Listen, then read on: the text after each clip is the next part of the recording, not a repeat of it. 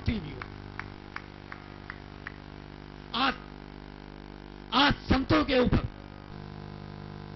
जिस तरीके से आज हमारे यहां ठाकुर जी ने इस कार्यक्रम को शुरू किया है, इस कार्यक्रम को लेकर, और जहां कल की पीठाधीश्वर में भगवान अवतरित होने वाले हैं कलयुग में, मैं आपको बताऊं, इन शक्तियों को लेकर मैं गंगा को किसी भी तरीके से, अभी आप लोगों के सहयोग से हम गंगोत्री से लेकर उत्तरकाशी तक 135 किलोमीटर इको क्षेत्र यानी उसको घोषित करवाने में आप सभी लोगों के संत समाज सफल रहा है सहयोग से। वहां 135 किलोमीटर में कोई सरकार न बांध बना सकती है और न कोई उद्योग लगा सकती है। भारत के वैज्ञानिक कहते हैं, भूगर्भवेत्ता कहते हैं कि जिस तरीके से बच्चा पैदा होता है वो अटकेलियां करता है, अपने हाथ पैर हिलाता है और वो बढ़ता है, ग्रोथ को प्राप्त होता है। अगर उसके हाथ पैर बांध दिए जाएं तो मृत प्राय हो जाएगा। इसी तरीके से जितनी भी नदियां हैं वो प्राणदायिनी है और जब उनको उनके उद्गम में बांध दिया जाएगा तो वो मृत हो जाएंगी। इसका प्रमाण है कि विदेशों में जितने नदियों पर बांध बनाए गए थे अब वो ध्वस्त किए जा रहे हैं। बात ऊर्जा की है, तमाम ऐसे स्रोत हैं कि जिसके आधार पर हम ऊर्जा प्राप्त कर सकते हैं। वायु ऊर्जा है, आपके वायु ऊर्जा के बाद आपका जो है वो सौर ऊर्जा है, तमाम आपके संसाधन से जिनके ऊपर हम प्राप्त कर सकते हैं। लेकिन इस पर क्यों? इसलिए कि गंगा के सदृश विश्व में दूसरी कोई नदी नहीं है, इसलिए उसकी प्रामाणिकता को खत्म करने के लिए एक विदेशी षड्यंत्र है। आपको बताएं कि हमारे संत आज विदेशी पहुंचते हैं, संत के ऊपर ही तमाम अत्याचार के मुकदमे। बड़ी कष्ट का विषय है कि हमारे देश में एक शंकराचार्य, एक आचार्य महामंडलेश्वर, एक महंत और एक श्री महंत जब समाज में जेल में डाल दिए जाते हैं तो हमारी ये जनता मूक दर्शक बनी बैठी रहती है और फिर भी कहती है कि हम धर्म की रक्षा करेंगे, आचार्य की रक्षा करेंगे, संसार की रक्षा करेंगे और इस राष्ट्र की रक्षा करेंगे। कहां से होगा वो रक्षा? आज सतयुग से लेकर आज कलयुग आ रहा है, कंठी हिलाते रहे, माला जपते रहे, मंदिरों में घंटियां हिलाते रहे, लेकिन क्या हमारी माताओं ने कभी ये सोचा कि इस नाम कृष्ण को जिनकी हम उपासना करते हैं एक चारित्रिक व्यवस्था की जरूरत है। अगर राम कृष्ण को इस धरती पर अवतरित करना है तो हमारी माताओं को भी कौशल्या बनना पड़ेगा। आज राम के नाम पर हम माला जप रहे हैं, लेकिन उस भगवान राम के एक भी रामायण को घर में रखने की जरूरत नहीं करते, बच्चों को पढ़ाने की जरूरत नहीं करते। मां बाप से कह देती है, मां बेटे से कह देती है बाप के पैर छू लो, बाप कह देता है मां के छू लो, नाटक कुछ दिन चलता है, खत्म हो जाता है। अगर रामायण पढ़ा गया होता तो प्रातः काल उठी करे रघुनाथा, मात पिता गुर ना वही माता, तो शायद आज ये स्थिति न हुई होती। आज जो गौ के प्रति, गंगा के प्रति, संत के प्रति, भारतीय संस्कृति के प्रति जो ये है एक विडंबना आ रही है समाज में, उसका कारण केवल मात्र सांस्कृतिक गिरावट है, जिसे हम आप ठाकुर जी जैसे हमारे विद्वान भावक मर्मज्ञ के द्वारा ही हम अपने में ला करके और अपना सुधार कर सकते हैं और इस संसार का कल्याण कर सकते हैं। इन्हीं जोरदार तालियों से अभिनंदन हमारे परम पूज्य स्वामी राकेश नाथ जी का। मित्रों, देवियों, सज्जनों, दो बातें हैं। पहली बात आई, स्वामी राकेश नाथ जी ने जो बात कही बड़ी सही और सटीक कही कि भारत सरकार का एक बहुत बड़ा प्रोजेक्ट था जो गंगा के ऊपर बन रहा था। ये समझने की बात है। गंगा को 100 कुछ किलोमीटर तक बिल्कुल बांध दिया गया था और गंगा ऐसे दिखाई देने लगी थी जैसे नाली की तरह। भारत के संतों ने भारत की सरकार पे दबाव बनाया तो बड़ी मजेदार एक घटना घटी। स्वामी राकेश नाथ जी भी थे, हम भी थे, शंकराचार्य जी भी थे। भारत का जो पावर मिनिस्टर है उसने कहा कि हम इस बांध को रोक तो देते, लेकिन 700 करोड़ रुपया भारत सरकार का इस पे हम खर्च कर चुके हैं। तो अब 700 करोड़ रुपया जब खर्च हो चुका है, तो अब इस बांध को रोका नहीं जा सकता है। तो हम लोगों ने अनुरोध किया कि भाई गंगा, अगर ये बांध नहीं रुका तो गंगा तो समाप्त हो जाएगी।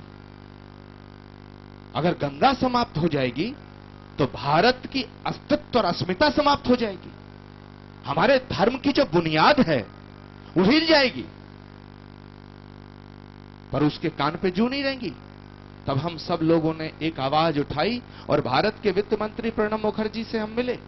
हमने कहा, जब इस देश में एक एक गली मोहल्ले का नेता सैकड़ों सैकड़ों करोड़ के घोटाले करता है और जो राष्ट्रीय स्तर के नेता हैं वो हजारों करोड़ रुपया खा जाते हैं, तो गंगा के ऊपर 700 करोड़ क्यों नहीं कुर्बान किया जा सकता है? परमात्मा की कृपा से वित्त मंत्री को सद्बुद्धि आई और उन्होंने कहा कि गंगा के ऊपर खर्च किया गया इस बांध पर जो रुपया है 700 करोड़ रुपया, उसकी भरपाई की जाएगी। लेकिन हम वचन देते हैं कि अब गंगोत्री से निकलने वाली धारा बांधी नहीं जाएगी। ये फैसला हुआ। लेकिन पूज्य शंकराचार्य द्वय के चरणों में निवेदन करते हुए और प्रयाग की इस धरती पे आप जैसी पवित्र आत्माओं के मध्य में उपस्थिति में, जहां देवकी नंदन जी जैसा भारत का सपूत एक संकल्प लेता है, मैं आपसे भी हाथ उठाकर इस संत सम्मेलन में एक संकल्प दिलवाना चाहता हूं। और वो संकल्प यह है कि गंगोत्री से जो धारा निकलती है उस पर बांध नहीं बनेगा, यह भारत सरकार ने घोषणा की है। लेकिन बद्रीनाथ और केदारनाथ से जो धाराएं निकलती हैं, मंदाकिनी और अलकनंदा, उन दोनों पर भी कोई बांध हिंदू समाज बनने नहीं देगा। आज ये संकल्प लिया जाए। हिंदुस्तान की सरकार को संदेश जाए, तमाम राज्यों की सरकारों को यह संदेश जाए कि जहां हम मीरा का गुणगान, कबीर, सूर, तुलसी के पदों का गुणगान, राम की भक्ति करते हैं, भजन, वंदन, आराधना, वंदना, पूजा अर्चना करते हैं, वहीं हम राणा प्रताप और शिवाजी भगत सिंह का नाम लेकर के उस हाथ को तोड़ना जानते हैं जो इस हमारे धर्म की अस्मिता और अस्तित्व से खिलवाड़ करने के लिए उठेगा। संकल्प लेते हैं हम सब कि गंगा पर कोई बांध हमें मंजूर ना था, ना है और ना होगा। मेरे साथ सभी हाथ उठा के संकल्प लो। बहुत बहुत धन्यवाद, बहुत बहुत साधुवाद। मैं इस संत सम्मेलन को आगे की तरफ ले चलते हुए अब आग्रह कर रहा हूं, हमारे जूना अखाड़ा से पधारे हैं हमारे परम पूज्य महामंडलेश्वर स्वामी रामशरण गिरी जी महाराज, और संतों के चरणों में निवेदन है कि कृपया समय का थोड़ा ध्यान रखें। मैं उनसे आग्रह करता हूं कि संक्षेप में अपने आशीर्वचन से हमारे भक्तों को और पूरी दुनिया को इस संत सम्मेलन का संदेश देने की कृपा करें। जोरदार तालियों से अभिनंदन। वो ऐसी दिव्य मूर्ति हैं कि मैं उनके विषय में कह सकता हूं। बहुत अच्छा एक किसी कवि ने दोहा लिखा है कि नदी, समझ गए होगे, वृक्ष कभी ना फल बखे, नदी ना नीर, और परमारथ के कारणे साधु धरो शरीर। जोरदार तालियों से स्वामी जी का अभिनंदन। परम पूज्य स्वामी। सर्वे भवन्तु सुखिनः, सर्वे सन्तु निरामया, सर्वे भद्राणि पश्यन्तु, मा कस्य दुःखभाग् भवेत्। बोल वृंदावन बिहारी लाल की जय, बोल सनातन धर्म की जय, बोल गंगा मैया की जय, बोल जमुना मैया की जय। गौ माता, जो कि आज हमारे परम पूजनीय जगत गुरु शंकराचार्य, प्रातः स्मरणीय, वंदनीय, अर्चनीय, जो हिमालय के ज्योतिर्मठ के शंकराचार्य हैं, जिनके दर्शन बड़े दुर्लभ ही नहीं अप्राप्य भी होते हैं। आज परम आदरणीय श्री ठाकुर जी महाराज, जो साक्षात इस मंच से गंगा, गौ, जमुना और सनातन धर्म के लिए ये